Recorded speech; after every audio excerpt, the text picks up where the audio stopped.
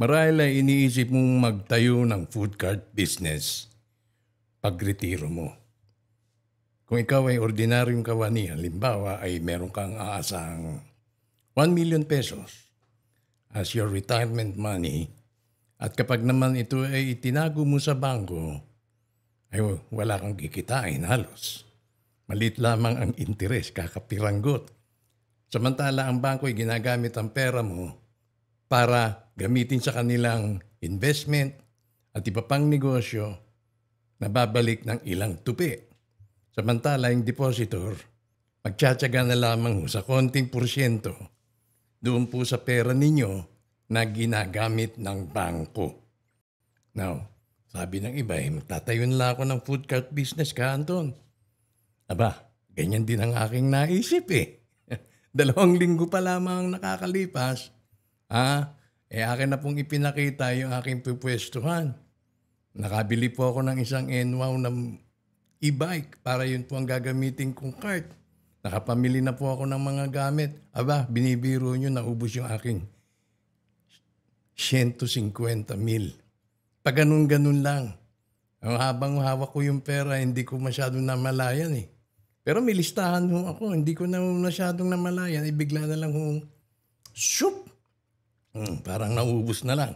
Tapos dumating po ako dun sa punto of realization, hindi ko pala kaya. Dahil meron po akong physical limitations. Pangalawa, dun po sa nagastos ko ng investment, wala na konti na lang natitira para naman pambili ng mga operating materials. Yung mga rekado, ingredients, bayad sa staff. Magkano? 450 up to 500 pesos a day. Kung hindi pa po stable. And of course, napaka-importanting elemento po yung kilalanin muna natin ang ating mga sarili, ang ating mga pag-uugali. Pero ito po yung mga valuable lessons na hindi mo matututunan sa Harvard. Hindi rin matututunan sa UP.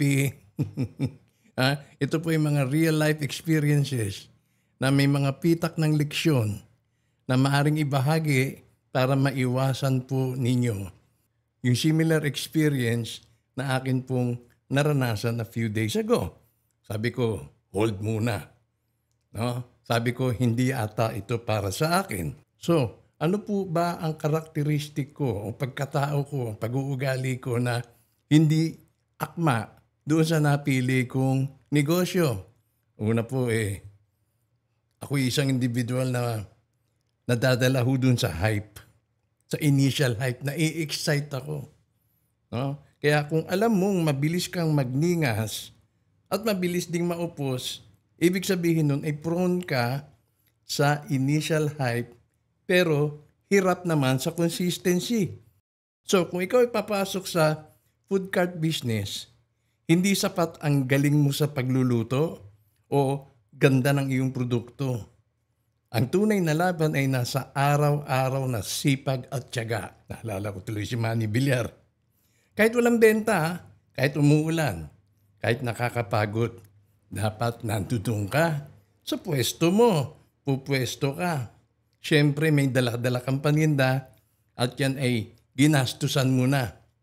So bago ka mag-cart business, subukan mo munang mag-dry run sa bahay o sa maliit na lugar.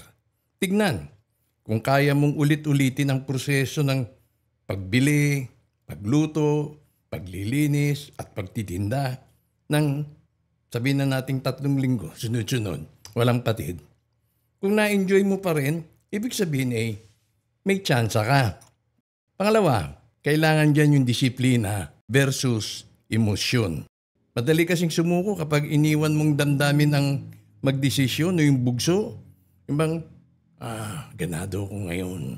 Inspired ako ngayon. Tatrabaho ako. Kinabukasan, natamad na ako. Pagod ako. Hindi ako motivated. Pero, kung magsiset ka ng routine and schedule, halimbawa, tuwing 5 a.m. ang gising, 6 a.m. ang preparation, 10 a.m. bukas, 8 p.m. sarado, at laging merong 30-minute clean-up, mas madaling magtagumpay. Kaya anong dapat gawin? Gumawa ng checklist or daily logbook. kahit anong mood mo, sundin mo yung nakasulat.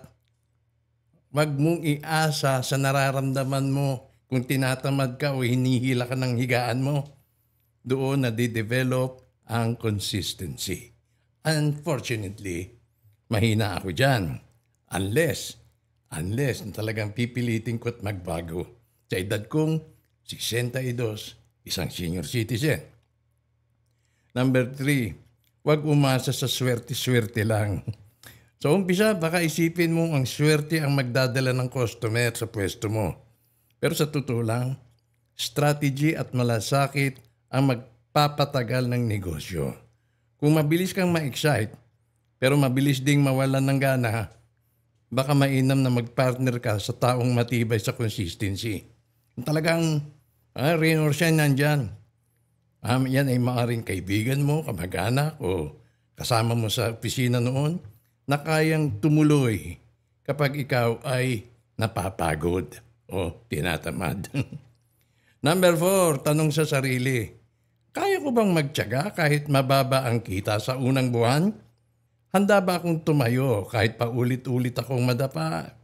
Handa ba akong tumindig kahit naglalabasan ng varicose veins sa aking mga hita? May plano ba ako kung sakaling mawalan ako ng motivation? May alternatibo ba? May plano ba ako kung sakaling yung 1 million na natanggap ko 200,000 na lang ang naiiwan? Kasi sa food business, sa food cart, akala natin konti lang ang puhunan. Marami tayong video napapanood konti lang ang puhunan. Nagsiyaman si ganito. Of course, sa simula, konti lang ang puhunan. Of course, nagsiyaman o dumami ang kanilang pamuhunan dahil sa kanilang consistency. Ang tanong ay hindi pa yan proven dahil hindi mo pa nasusubukan at wala ka dyan sa larangang yan. Tandaan, ikaw ay isang empleyado na kariretiro lang. Ngayon, kung oo ang sagot mo rito, tuloy mo ang food business. Pero kung may agam-agam ka o hindi, mas maigi na maghanap ng business na hindi kasing intense ng food cart. So ano ang bottom line? Kung ikaw ay madaling magningas at madaling maupos, tulad ko, hindi automatic na bawal ang food business. Pero dapat may sistema kang ipapasok para mapigilan ang mabilis na pag-urong ng loob. Tulad ng routine, partner, mas maraming puhunan dahil pambayad sa mga staff, o journal para bantayan ang progress mo. Sa simula, siyempre, mauubos yung iyong puhunan kung iaasa mo lahat sa mga staff, utos ka lang ng utos. Wala pa akong bumibili. Kaya, gaano ba kahaba ang PC mo at gaano ka ba kabilib sa sarili mo na mabibili at tatangkilikin agad ang iyong mga paninda? So, ito ang mga checklist, no?